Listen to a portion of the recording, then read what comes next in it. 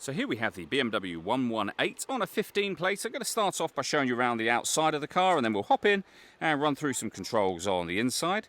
From the outside you can see it's a 5-door car with alloy wheels and tinted windows. We're going to start off inside the boot area first of all.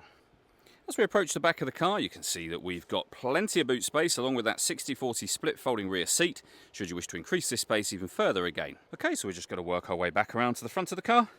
And then, as I mentioned, we'll hop in and run through some controls on the inside of it from there. Now that we've done a full circle though, you can see it's in lovely condition the whole way round. Just briefly before we climb in, I think it's well worth seeing the interior from this exterior point of view. There's plenty to run through on the dashboard, so let's hop in and we'll do that now. Okay, now that we're inside the car, we're going to start with the dials. On the left-hand side, we have the speedometer and fuel gauge, and on the right-hand side, the rev counter. In the centre, you can see the total miles of the car there, 54,029. You can change the button or the information above that with the button on the end of the indicator stalk.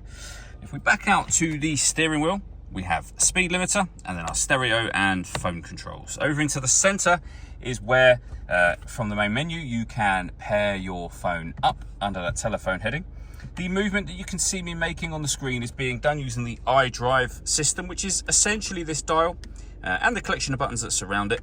You can go back to the main menu from here, and then using the dial you could rotate it to navigation, for example. Push it down, well then in the navigation menu you can access your map there, and you can see it really nice clear colour display. It's a very easy system to use. You can pair your phone, of course. We have the AM, FM and DAB radio. You can also listen to your own music either via the CD player or external devices where you've got USB input, Bluetooth audio and auxiliary input. Working our way down, we have the main volume for the stereo, we have our CD player, and then at the bottom here, the climate control. So you can determine the direction of the air and temperature, the fan speed. When you're happy with those settings, you can turn your air conditioning off, back on again.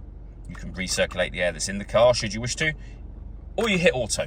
In doing so, as you can hear, the car will take control of the fan speed and the direction of the air to maintain whatever temperature it is you've asked for here. Under that we have 2 cup holders and a 12-volt charging socket, the gear lever for the 6-speed manual gearbox. We can turn our traction control off and change the driving setup of the car. So you can put the car into Sport, Sport Plus, you can go back down to Comfort, which is your everyday driving, and Eco Pro as well.